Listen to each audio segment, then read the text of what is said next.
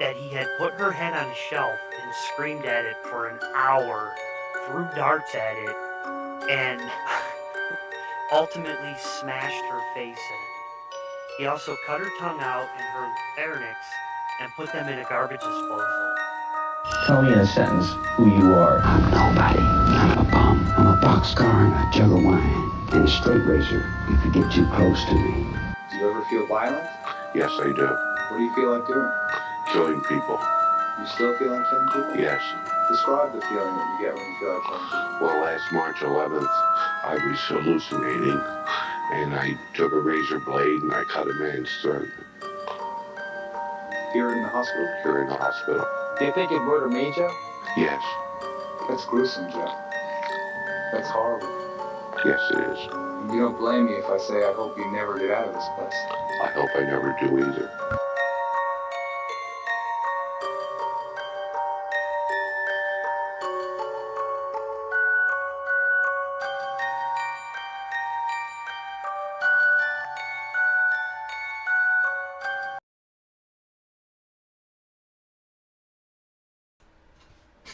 Good evening, everybody. Good evening, all you Murder Podcast Show fans. Welcome in, welcome in. I am your host of the Murder Podcast Show, also known as... I am the architect. That's right, I am the architect. That's right, I created my own sound clip. And alongside of me tonight is a room of emptiness. That's right, you guys may notice, looks a little different tonight. Criminology Chris and Classroom Jackie had sent me a message a little bit ago. They are not feeling well tonight. But Classroom Jackie said she will be in the chat. So that's all right, though. The show must go on. Welcome in. Classroom Jackie, Unsafe Snuggie, hello. I would wave, but my camera would probably turn towards me. Cake Maker, hello, welcome in. Tonight's going to be a good episode. I been doing my research with it, and I actually saw Netflix has a movie with it too, called The Women of Our, and it is a really, really good movie. But first of all, we will start out with our sponsor. We have Crafty Corner by Laura. Laura makes a wide selection of handmade crochet plushies, both cute and creepy, animals, pop culture, fantasy, anime, and horror. They also specialize in custom orders like the one that we have up in front of my monitor there. Voodoo doll that she made for us and sent to us. You can follow them on good old Instagram at the.crafty.corner.by.Laura. That's right, as I always say, there's 3 dots in there. Figure out where they go. Also, gained some more subscribers. Numbers are climbing. I don't know. I will ask Classroom Jackie here, since she's in the chat, if she wants to do her 1-minute murder or not. I don't want to throw her on the spot, but we will see if she would like to give us numbers on those. It doesn't matter, though. You don't have to. I get it if you're not feeling well and stuff, but anyways, we gained some more subscribers. YouTube, we are climbing and climbing. We're at 174 now, so it's awesome. We're still consecutively climbing at least, I'd say 2 to 3 every day. So, okay. Facebook is at 117. That's awesome. TikTok, I know, is still climbing as well. So, and as I always say, Instagram's 31. If you guys haven't already on the YouTube channel here, please like and subscribe, if you would not mind. And click the little, notification bell. What that does is it will notify you when, every time before we go live, which is great. And TikTok's at 1,285 Looks like we gained 10 followers on TikTok today, so that is awesome. So we are consistently climbing, which is very, very great. Tonight, now we are going to be covering this man here, and he is known as the dating game killer, okay? This guy is something else. Mr. Rodney Alcala, I guess is how it's pronounced, at least on the game show back then, that's how they pronounced it. He looks charming, right? So, hey, why not? So let's go ahead and jump on in here.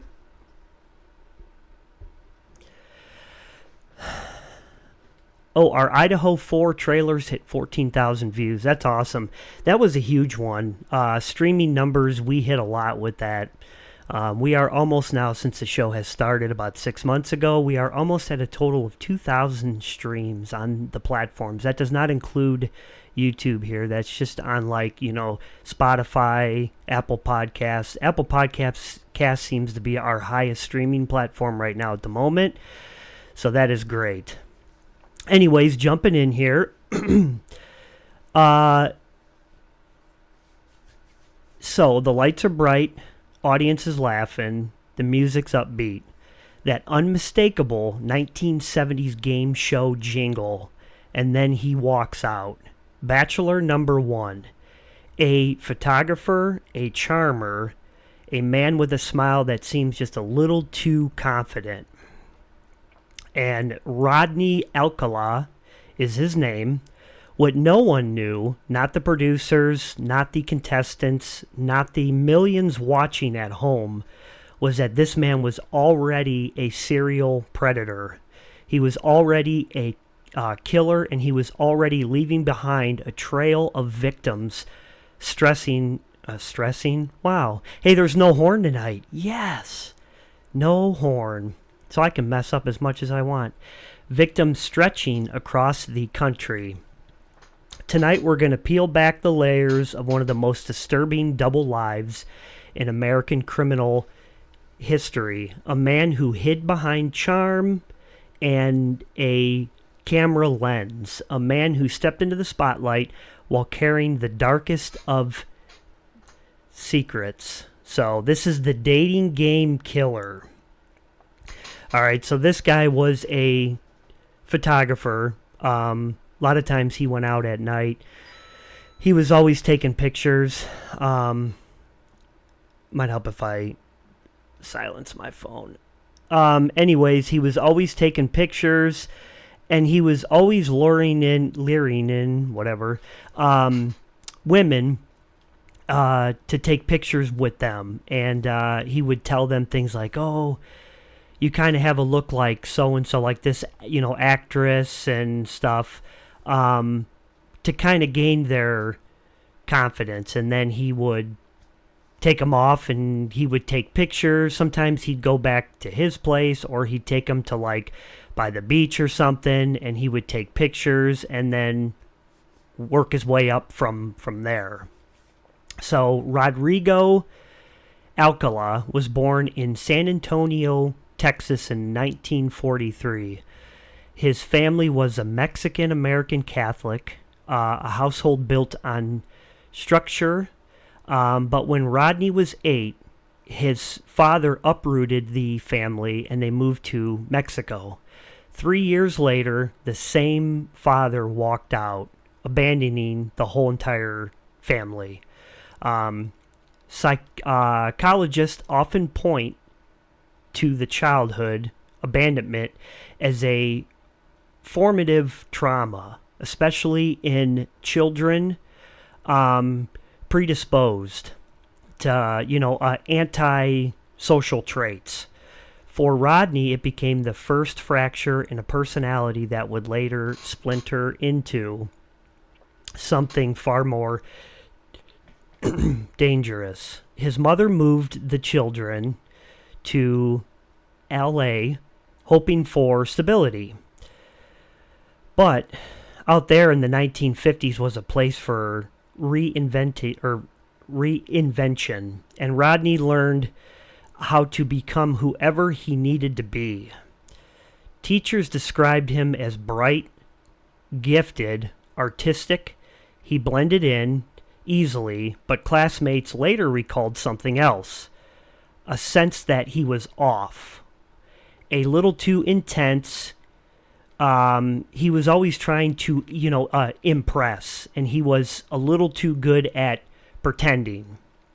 At 17, he enlisted in the Army, which we've covered quite a few killers, and a lot of them come from a military, background. So honestly, when I found that out, I was like, oh wow, because we've covered quite a few that all come from that. He trained as a clerk, quiet administrative work, but in 1964, he went off the rails. He was found wandering. He was later diagnosed with antisocial personality traits and narcissistic tendencies. He was discharged and once again reinvented himself. So now we're going to move into when he was taking pictures and going into his first attack. Back in California, Rodney enrolled at UCLA School of Fine Arts. He carried camera with him everywhere. But it was also his tool of manipulation. Photography gave him access. It gave him excuses to approach women. It gave him a personality, the sensitive guy. But behind the lens, something darker was forming. In 1968, 8-year-old Tally Shapiro was walking to school when Rodney pulled up beside her. He told her he knew her parents. She hesitated and got in. A passing motorist noticed something wrong and alerted police. Inside Rodney's apartment, officers found Tally brutally assaulted, barely alive. Rodney escaped out the back. This was the moment his double life became undeniable. So he seemed charming on the outside, He's like, hey, I take these pictures, I could take some good ones for you. I won't charge nothing. In this case, with this young girl victim, which is just absolutely disgusting and sad. Because back then, stranger danger wasn't as big of a thing, I would imagine, as it is now, what we have to worry about now. But even that girl, she kind of hesitated, but I mean, put yourself in her shoes, Somebody's telling you that they know your parents and they don't have, cell phones and stuff like that back then. So, and she's only 8. So she probably assumed that her parents did know him, so, but it is very, very sad. So he fled California and resurfaced in good old New York under the alias name is John Berger. He enrolled at NYU Film School, studying under Roman Polanski. He blended into the creative scene. But the violence didn't stop. It just moved. So throughout the 1970s, Rodney traveled between California, New York, Wyoming. And women went missing. Bodies were found and police departments separated by geography and limited technology. Never connected the dots. Raptor Jesus, they were, if you're just joining us, they had texted before the show. They are not feeling well. So the show must go on. So I'm sorry if I have disappointed anyone with just me tonight. That's okay, though. We'll get through it. This takes me back to when I first started the show, and it was me. So I did a couple of episodes of just myself. Wasn't this kind of setup, but it was me talking to myself, and there was nobody in the live. So quite the distance I have come here. His method was chilling. He would strangle victims, revival, and then he would strangle them again.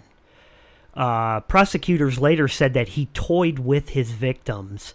When police eventually searched his home years later, they found over 1,000 photographs, which I have some photographs that I will show of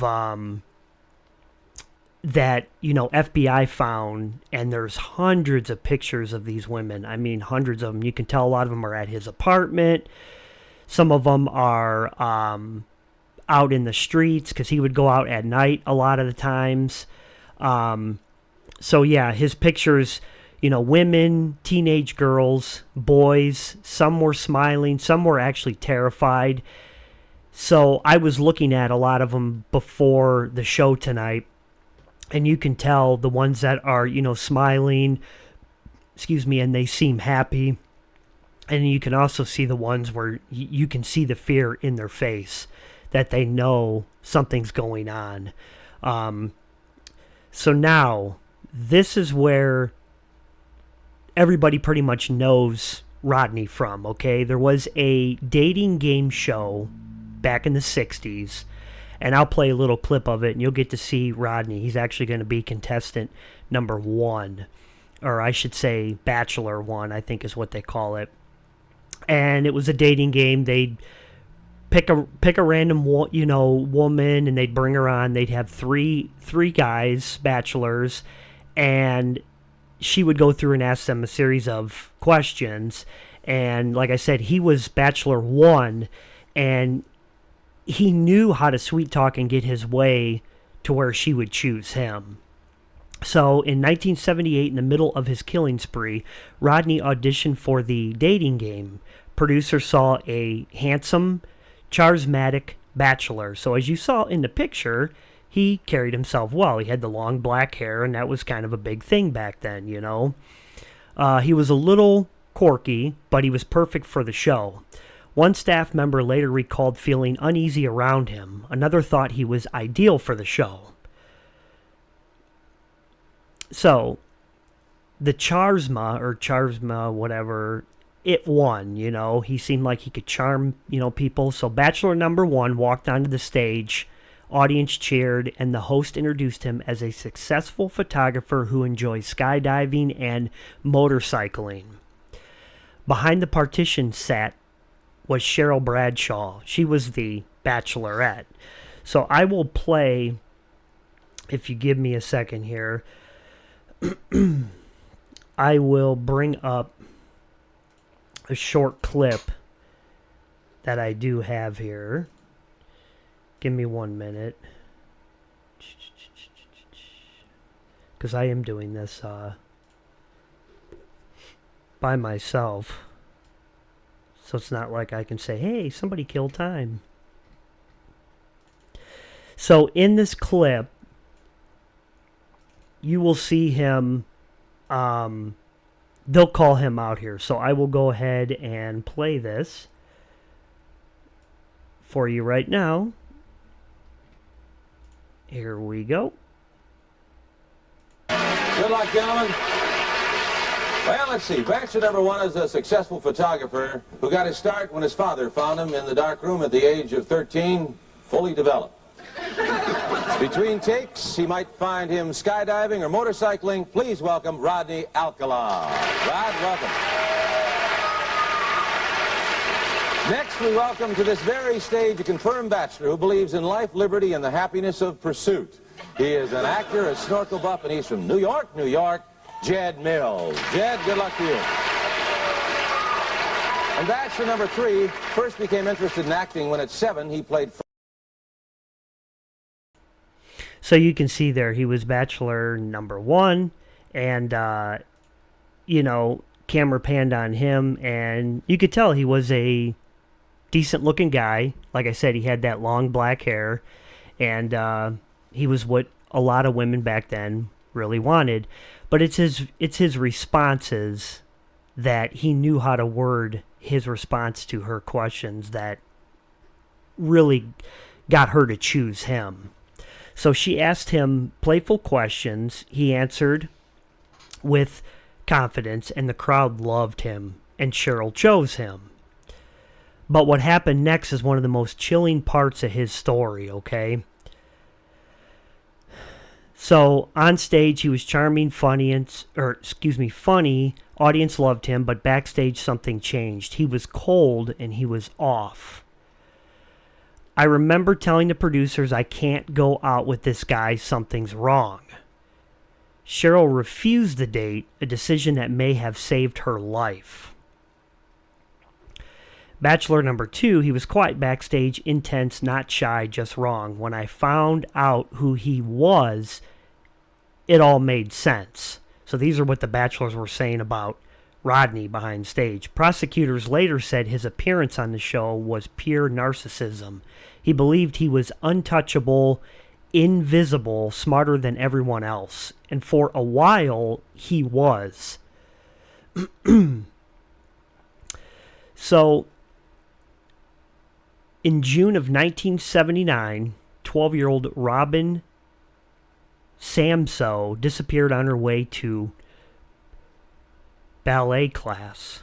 Witnesses described a man with a camera approaching her and a friend. 2 weeks later, her remains were found in the, God, I'm going to butcher this, thank God there ain't no damn horn, San Gabriel Mountains. Sure, sounds good. Police zeroed in on Rodney.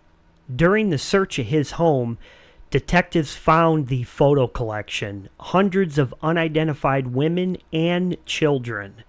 Rodney was arrested, and at this time, he didn't escape. So I will show you here. I've got some pictures that I was telling you before that of course I took them down. See, I'm on a roll here. Doing great. I do have a bunch of pictures. I just have to get to them here. Here is one of when he was arrested. And you can see, look at the big difference in him, because he is old as hell here. But look at the big difference in him. Let me zoom in for you here. But yeah, big difference. This was when he was in court. And you see him here and you're like, holy shit, who the hell would go for that? But doesn't quite have the long black hair there in that picture, as you can tell. He kind of looks like Howard Stern. That's kind of what he looks like there. He's like a gray-haired version of, Howard Stern. So, anyways. Oh, yeah, the game show host looks behind. Yeah, he looks great behind me. Listen, all right. There we go. Got a lot going on over here, okay? Yeah, Lackadaisy Yikes is right. Actually, I was thinking same. Is Howard, yeah, right? Unsafe. That's what he kind of looks like. I wonder if he's his dad, I'm going to have to look into this now. But if I can get these pictures up, give me 1 second here. Because I had, there we go. I had a bunch of them. It's the pictures here that the FBI had. Here we go. These are all different secret photos here. And what I'll do is I'll bring these up. They're on a site here, so I will bring them up. Just give me 1 second here. I think I'm going to need more monitors. I think that's what this is all reverting to. I just don't think 4 monitors is enough. I think I'm going to end up having to go to I don't know, maybe 6 monitors or something. Yeah, it sounds like a good idea. So anyways, give it a second to come up on your screen. And Here is the first woman here. It's an unidentified woman from his photo. Here is, and I having a hard time, so I will scroll down, and right there is an unidentified woman in a image there, and there's two of them. So he had two of them right there, and it looks like they were probably at his apartment, because it looks like it's in a dark room where you used to process photos back then. Here's another one. I don't know what you guys think. The look on this one, I mean, it kind of looks at first like she's trying to be serious, like she's in deep thought, but it almost looks like too like she's kind of terrified a little bit. I don't know. That's what I get. I get multiple things from that picture, and there goes the camera. Anyways, this one here, which I'm not quite sure what's going on here in this picture. She's in a white dress, and I don't know what's going on there, but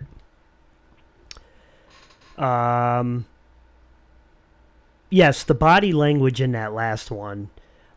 Here's another one of a girl by a park bench, and then another girl with a bicycle, and looks like they kind of staged that one, or he could have just been taking that picture of her and she didn't even know it, but I kind of find that hard to believe because it's pretty close, and how would she not see him?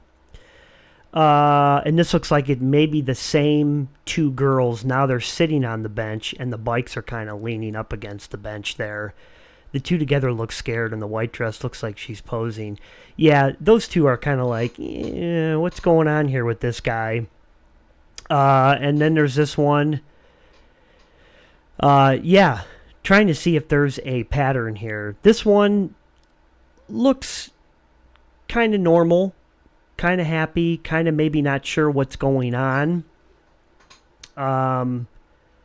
This next one that's coming up here, this girl kind of looks like she can tell something's up.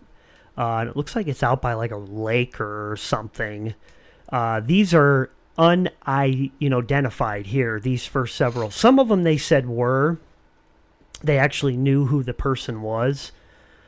This one here, I don't know. This next one too, this girl kind of has a look on her face like she thinks something's up. I'm kind of seeing a pattern here too. That one there kind of is 50-50. It looks like she wants to have somewhat of a smile, but yet she's scared at the same time. And this next one's really sad and disgusting, because this poor little girl just has no clue, and that breaks my heart right there. That is just absolutely sad, and you can tell that little girl just has no clue what's going on, And this next one, this will be the last one I show. This one's really sad and sick, sickening too as well, and just horrible. So how anybody can, do that is beyond me. But anyways, I will cut back. And so, yeah, you can kind of see a pattern there, as far as, I don't know. It's just, they all look very scared, nervous. Some of them look like they want to smile. Some of them look like they're not sure. But you can tell a few of them definitely look frightened and, afraid. Definitely. So, moving on to his trial, DNA and the long shadow here. Rodney's legal battles stretched across decades. He was convicted, retried, and convicted again. DNA linked him to murders in New York, Wyoming, and California. Each new case revealed the same pattern, okay? Charm, manipulation, cruelty. 3 things. They all had the same pattern. And yeah, lackadaisy, it's the vibe you have when you're near a creep. Yeah, and I truly believe that, and it's crazy how even back then in like 60s, 70s and stuff, that people could sense that they were near a creep. Just like when he was on the game show, contestants had said that they got that feeling. Even Cheryl had that feeling too, and she turned down the date and was like, I'm not going on a date with him. So it's crazy how people could sense that back then, because nowadays you can really pick up on that. You can really pick up on that stuff now, because unfortunately we have crazy people everywhere in the world now. And there was a lot of them back then too. But yeah, it is kind of like a sixth sense. Definitely. So he was one of the most sadistic killers we ever seen, and yet he walked onto national TV like it was nothing. That's who he was, a performer, predator who believed he was smarter than everyone else. To this day, dozens of people in his photo collection remain unidentified, which, as you saw in a bunch of those that we just went through, they didn't know who any of those people were. And they said something, it was something ridiculous, like 100 and some, 200 and some, photos. Investigators believe his true crime victim could be near over 100 people, which is just wild. I forget how many. I'm actually going to read some of this to you.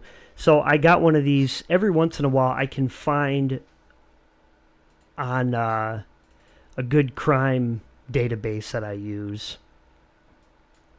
And I'm going to read some of these to you guys. So these are his life events, okay? So as we said, he was born February 13th, 1941. And in 1942, Rodney's older sister, Marie Therese, was born. So kind of jumping ahead here. In 1968, he was hired as an arts and drama counselor at a summer camp in George Mills, New Hampshire. 1971, he graduated from NYU and began his third summer working at the arts drama camp in George Mills, so he worked there for quite some time. 1971, so the same month, June of 1971, he began working as a photographer, primarily focusing on young women in Manhattan under the atlas of John Berger. In July 24th, same year, 1971, the body of Cornelia Michael Crilly, who was 23, was found in her apartment in Yorkville area in New York. In July 1971, after a meeting between the FBI and Detective Hodel, Rodney was added to the FBI's 10 most wanted fugitive list in attempt to locate him 3 years after the attack on victim number 1. So in the next month, in 1971, 2 George Mills campers recognized their counselor, John Rodney, on the FBI's 10 most wanted fugitive list while at the local post office. The camp director confirms the man listed as Rodney in his employee, John Berger, and calls the FBI. So in a couple days later, the FBI agents arrived to the camp in George Mills, and they talk to him, question him, and then they end up taking him in. They fingerprint him, and then he was extradited back to California. So he didn't really have a crazy childhood. His childhood was pretty. There wasn't much to it. Yeah, his dad abandoned the whole family and stuff, which doesn't help. But he didn't grow up in childhood where he was like beaten like crazy or sexually abused or sexually molested, anyway, things like that. In a lot of these killers that we talk about, they kind of have that really messed up background there. So his background, other than his dad abandoning him, was not anything like really sick and twisted, or like the one guy that we covered, Callinger, the shoemaker guy, where his mom ended up hitting him in the head 4 times, hammer, because that seems normal, I guess. So in 1977, December of 1977, jumping a few years, didn't even get hit on the head. Yeah, right. Jumping a few years ahead now, the body of Georgia, 27-year-old, was found in her apartment, Malibu, after she did not pick up a coworker as she did every shift. She had been sexually assaulted, strangled too as well. So in 1978, a year later, he spent a brief period of time in jail when marijuana was found in his home while being interviewed by the Hillside Strangler Task Force due to his classification as a sex offender.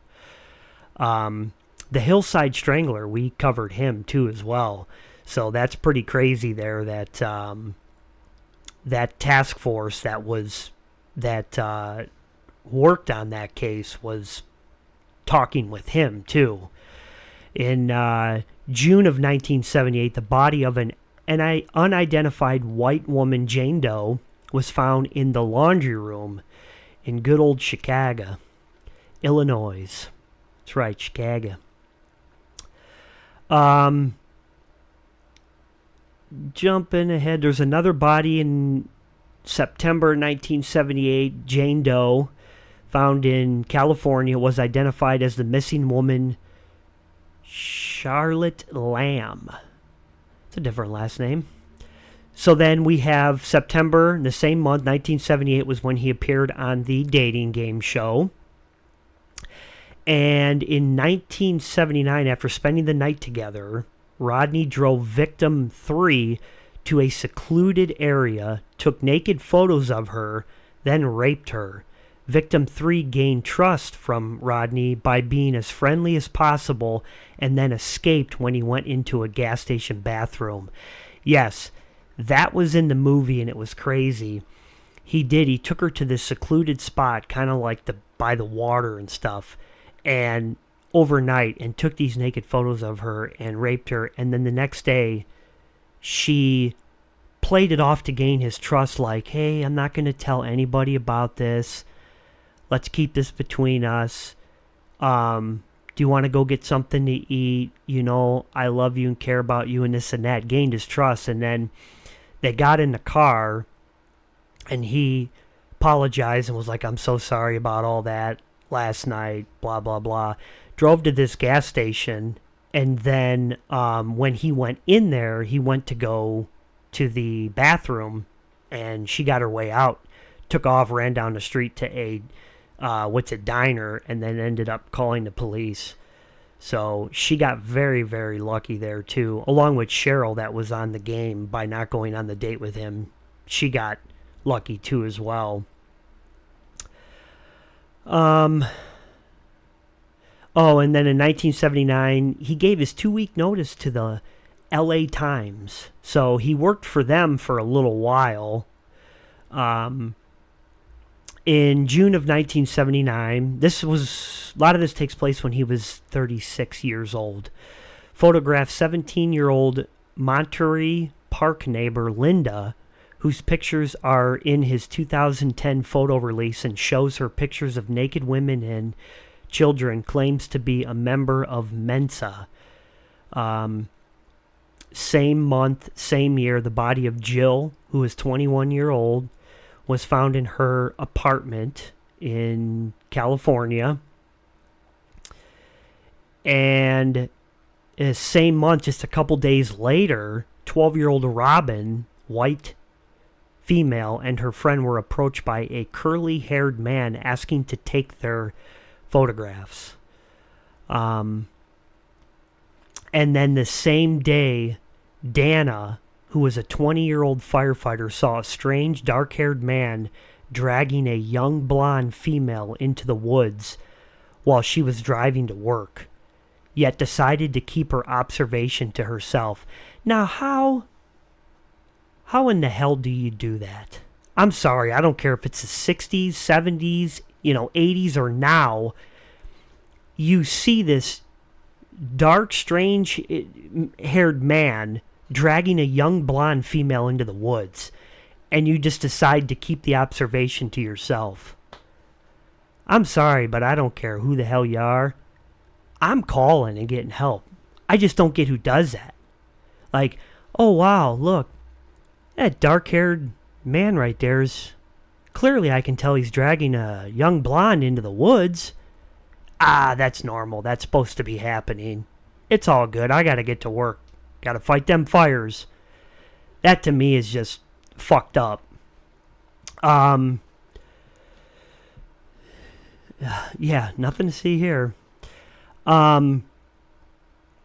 So in a day later, forensic artist Marilyn Droz, she composed a sketch of the man last seen with Robin based off of Robin's friend's description of him. The same day, Rodney changed the carpet in his car, claiming he spilled gasoline on it.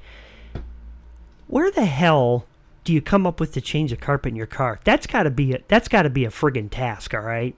I used to detail cars, okay? And there ain't no way in hell I'm pulling the carpet out of somebody's car and changing it. That takes a lot of work. Guy could have bought a steam cleaner, for Christ's sakes, but...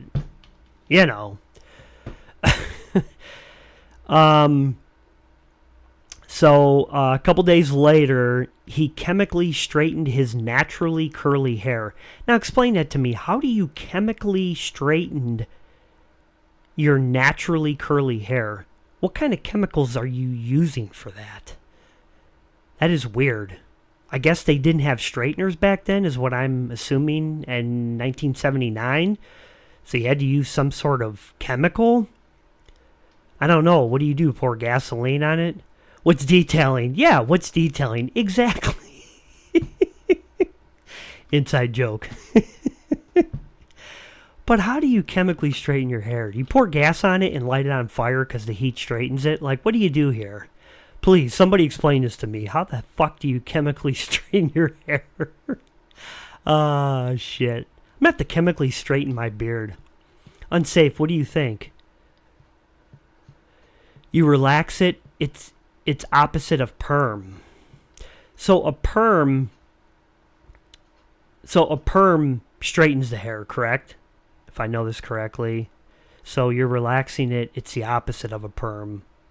Right? No. Or a perm. I don't friggin' know. I don't know a lot of that shit. But yeah, that is some funny shit. So I'm trying to picture that. You gotta relax your hair. So to relax your hair, do you like lay your hair down on a pillow and kind of read like a bedtime story to it? Is that how you relax it? I'm not sure, Maybe lay it down and kind of say, "It's okay, it's bedtime." And then your hair gets relaxed and just straightens. Oh, no curls. So perm curls it. Okay. Relax means straight. Thank you. Thank you for my 5-minute segment here of trying to relax your hair and what the difference between straightening and a perm is. Oh, shit. I do not sell chemically straightened products on the side. So, in June 26, 1979, after comparing Rodney's mugshot and the composite sketch developed by Marilyn, oh my lord, I'll explain it later. I can't. Please do, hon. So, anyways, that was when, after they compared the sketch and a picture of Rodney, they said, This is our person who we're looking for in the missing case, Robin Samos. 1 day later, after watching Rodney's episode of The Dating Game the night before, Detective Art, Marilyn's husband, sends someone to pick up a copy of that episode from Chuck Berry's Productions. Chuck Barris, not Barry. God, Chuck Berry, what are we, in the 60s here? I'm thinking of that singer. Let me jump ahead here just a little bit.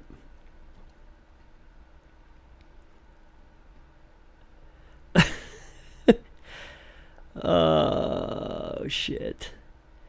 So anyways, those are just some specific dates there.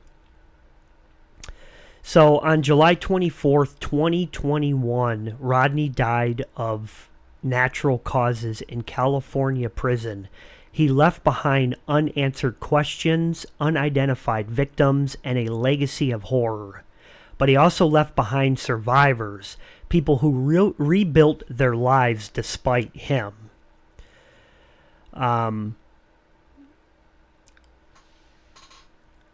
It's just crazy because he lived a double life. Charming photographer, television bachelor, a sadistic killer. He hid in plain sight, Agent welcome in. Not because he was brilliant, but because the world wasn't looking. But the survivors were. The women who sensed something was wrong. The child who lived, the families who refused to stop searching. Evil doesn't always lurk in the shadows. Sometimes it smiles for the camera. And that is true. I mean, we've talked about it plenty of times on this show that you just never know. You never know who's around and who is. I mean, it's crazy because we've said it before. Criminology Chris and I, we've talked about it on the show. You're walking around and some of these people seem so charming when you're out in the world, and you never know. I mean, look at people so everybody works all different kinds of jobs and stuff, and you could be coming across a killer and you just never know it. You could be working with one and you never know it. I mean, think about it. People that work, Frida, welcome in. Thank you for joining us. It's someone's friendly neighbor. It's true. It's just, I mean, think about it. So people that work like in food, whether it's, restaurants where you sit down or it's fast food, you got people coming through there all day. And you could be serving food to a serial killer. You could be serving food to a pedophile. I mean, you just never, ever know. It's wild. I started watching, and I'm not going to talk too much about it on here because one thing I did it for one episode and I don't really like doing it. And I don't think my mind will ever change with covering this stuff. I will never cover kids being killed cases. I can't bring my heart to do that. I watch a lot of court trials. Oh yeah, it's true. Or retail selling stuff too, without even knowing it. But I watch a lot of court trials and stuff, and I started. It's already on like day 10 now or 11. But I started, and I'm on day 2 right now of the Athena Strand trial with the FedEx driver that kidnapped that little girl and just brutally did things to her in that FedEx truck, and it's on the camera footage in that truck, and it's just so sickening and so sad. And I'm on day 2 of the trial, and it's tough stuff to hear, and how anybody can just bring themselves to do anything. Period. How anybody can do that to anybody at all, but especially children who have their whole lives ahead of them. It's just sickening. It's just so sad. And those are the people, especially the pedophiles and stuff like that, that when they get into prison, they don't make it. And I hope they don't make it. I hope they die in the first damn day. I hope somebody just brutally fucks them up. Because I'm sorry, but from what I have read and heard, that prisoners, they don't take that shit in prison. They hate people that do anything to children. And these are guys that have been convicted of all kinds of stuff. There's other serial killers that have never did anything to children, and they don't even like pedophiles or people that have murdered children. So they're not going to... This guy's not going to last when he gets there. He's already said he's guilty. Now the whole trial is they're trying to find out if they want to give him the, death penalty or give him life without parole. But it's just sad. I don't understand how anybody can do that. And when you see and hear these videos, and because all those trucks have cameras in them and shit. And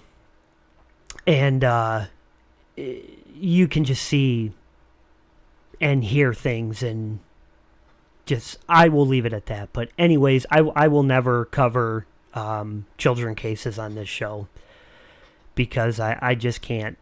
I can't do it. There's no way. And yeah, so that'll probably never change.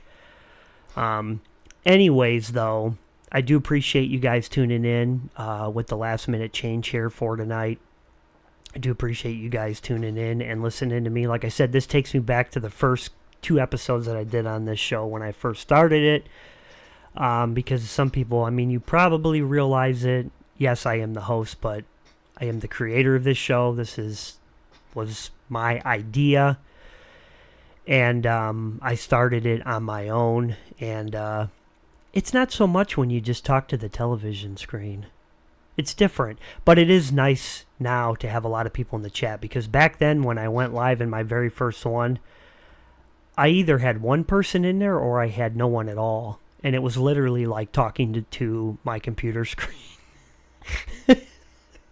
It was great. And then when I think my episode lasted me like 25 or 30 minutes or something, because I'm like, okay. And that was The Girl in the Leaves. I forget who that killer's name was now, but Ohio, I believe, is where it took place, though.